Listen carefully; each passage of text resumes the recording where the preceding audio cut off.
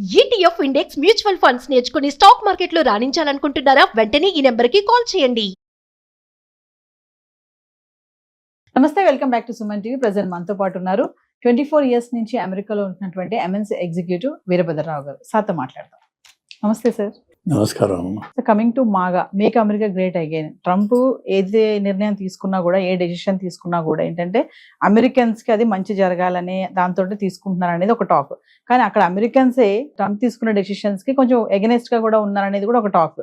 అంటే భారతీయులకే కాకుండా ఈయన తీసుకున్న నిర్ణయాలు మాకు కూడా ఇబ్బందికరంగా ఉంటున్నాయి అని చెప్తున్నారు. ఇది నిజమేనా సార్? ఇది నిజమే. ఇప్పుడు 2-3 టాపిక్స్ ఉన్నాయి అందులో చెప్తే. First of all illegal immigration అన్నాం. అయితే ఈ ఇల్లీగల్ ఇమిగ్రేషన్ లేదంటే ఇమిగ్రెంట్స్ని తీసేస్తాను ఇలాంటి మాటలు క్యాంపెయిన్ చేసినప్పుడు ఇండియన్స్ కూడా ట్రంప్ని సపోర్ట్ చేశారు. మనవాళ్ళు భజన చేశారు. అలానే మనవాళ్ళు కూడా యజ్ఞాలు, యాగాలు, పూజలు చేశారు. ఆయనకి అక్కడ గుడి కూడా కట్టారు గుజరాత్లో. సో మనం కూడా అందులో పార్ట్నర్షిప్ ఉంది మనకి. We're an accomplice to this whole situation.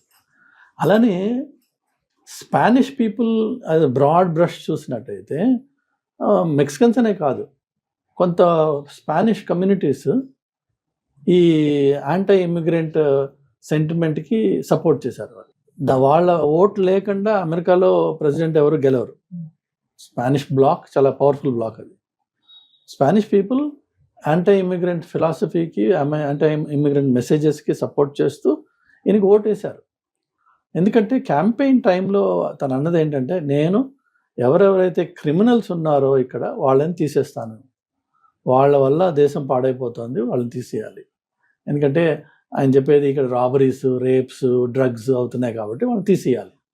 అది లాజికల్గా అందరికీ బాగా అనిపించిన మెసేజ్. సో ఆ ట్రాప్లో ఆ మెసేజ్ని ఫాలో అయిన వాళ్ళు Venezuelans for America, for Trump, Hispanics for Trump, అట్లా రకరకాల స్పానిష్ గ్రూప్స్ కూడా ఈ మెసేజ్కి సపోర్ట్ చేశాయి.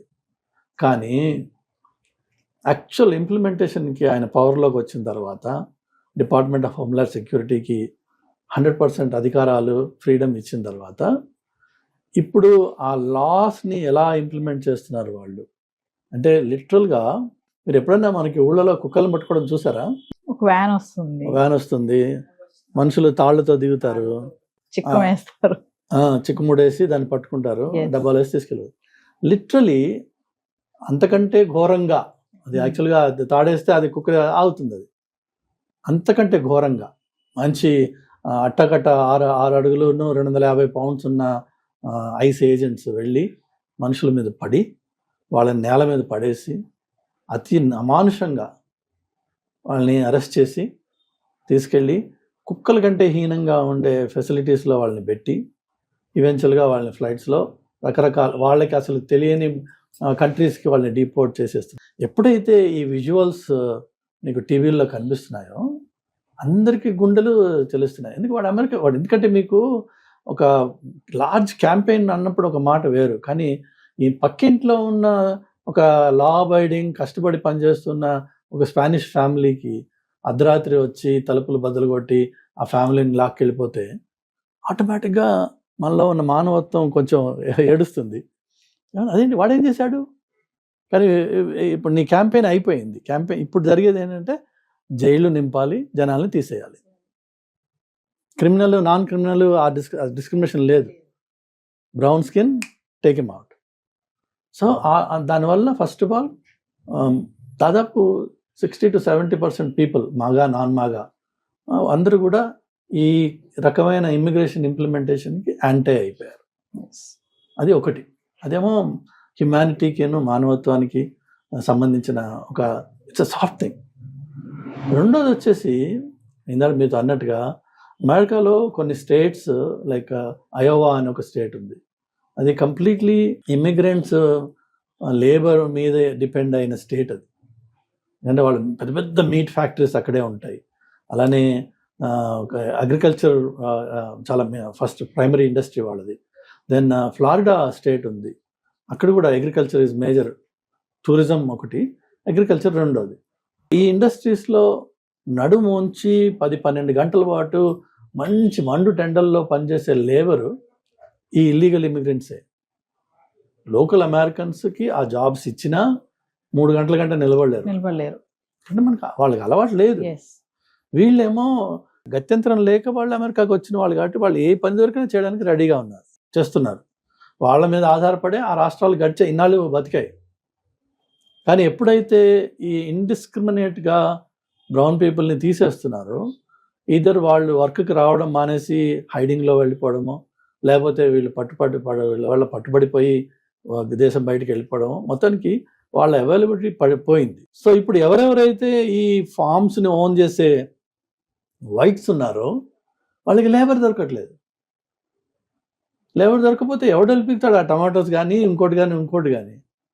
సో వాళ్ళ క్రాప్స్ చెడిపోతున్నాయి. సో ఎఫెక్ట్ అవుతుంది ఎవరు? Eventually Americans. Make America great is wonderful, కానీ అమెరికన్స్ ఆర్ గెటింగ్ ఇంపాక్టెడ్. ఇప్పుడు ఆయన రీసెంట్గా ఏమంటారంటే ఇదొక ఎత్తు. రెండోది వచ్చేసి టారిఫ్స్ ఎప్పుడు కూడా tariffs are always paid by the country that imports goods. India import చేస్తే ఇండియాకి టారిఫ్ కడుతుంది, ఇండియా ఎక్స్పోర్ట్ చేస్తే ఇండియా కట్టదు టారిఫ్. ఆ ఇంపోర్ట్ చేసే కంట్రీ వాడు కడతారు. కానీ ఏంటంటే మీకు ఆ ప్రైస్ మీద ట్యాక్స్ కట్టేటప్పటికి దాని ఓవరాల్ ప్రైస్ పెరిగిపోయి మీ ప్రాఫిట్ రేంజ్ తగ్గడమో లేదంటే దాన్ని ఎక్కువగా అమ్మాల్సిన అవసరం పడుతుంది. So it becomes a little competitively difficult. ఈ టారిఫ్స్ వల్ల కూడా అగ్రికల్చర్ ఇండస్ట్రీ భయంకరంగా ఇంపాక్ట్ అయింది. ఎందుకంటే మా దగ్గర కొన్ని states completely export oriented states ఉన్నాయి అగ్రికల్చర్లో. చైనాని వాడిని పగలగొడతానని చెప్పి వాడికి ఏదో 140%, 200%, 100% అని టారిఫ్లు వేస్తే China stop buying Sai beans from America. నాశనం అయిపోయింది ఎవరు? American farmers. ఆ విధంగా చాలా పాలసీస్ ఏవైతే ఉన్నాయో అసలు ఆలోచన లేకుండా, అనాలిసిస్ లేకుండా, on the spur of the moment ఎవరో కొంతమంది ఆయన పక్కన ఉన్న అడ్వైజర్స్ చెప్పిన మాటలు వినేసేసి ఫ్లోట్ చేస్తున్నారు. దానివల్ల చూస్తే కెనడా అమెరికాకి క్లోజెస్ట్ అలై, చాలా strong business partner, number 1 importer from America Canada. ఈ రోజున పరిస్థితి ఏంటంటే కెనడాకి అమెరికాకి ఏమాత్రం పొంతన లేకుండా అయిపోయింది. కెనేడియన్స్కి first choice to travel is America. వాళ్ళ ట్రావెల్ దాదాపు బిలియన్స్ ఆఫ్ డాలర్స్లో జరుగుతుంది ఎవ్రీ ఇయర్. ఎప్పుడైతే ఇది నేషనలిస్టిక్ మాట వచ్చిందో కెనేడియన్స్ అమెరికాకి ట్రావెల్ చేయడం మానేస్తారు. దానివల్ల ట్రావెల్ ఇండస్ట్రీ దాదాపు 25లో $13 బిలియన్ లాస్లో ఉంది. ఎవరు రావట్లా. ఇప్పుడు అదేవిధంగా ట్రావెల్ ఇండస్ట్రీ ఇప్పుడు వీళ్ళు పెట్టిన లేటెస్ట్ రూల్స్ ప్రకారం ఏంటంటే పోర్ట్ ఆఫ్ ఎంట్రీలో మిమ్మల్ని హైట్ అండ్ స్క్రూట్నీ అని చెప్పి మీ ఫోన్లు తీసుకుని మీ సోషల్ మీడియా మీరు కమెంట్స్ ఏమైనా చేశారా యాంటీ అమెరికన్ గవర్నమెంట్ గురించి కానీ ట్రంప్ గురించి కానీ చేస్తే మీకు వీసా ఇవ్వకపోవడం. ఆన్ టాప్ ఆఫ్ ఇట్ ఇప్పుడు కొత్తగా రూల్ ఏమొస్తుంది, 1/1 నుంచి వచ్చింది ఏంటంటే మీరు last 5 years social media history ఇవ్వాలి, మీ డిఎన్ఏ శాంపుల్ ఇవ్వాలి. గాడ్ నోస్ వాళ్ళు ఎందుకు అడుగుతున్నారో తెలియదు కానీ డిఎన్ఏ శాంపుల్ ఇవ్వాలి.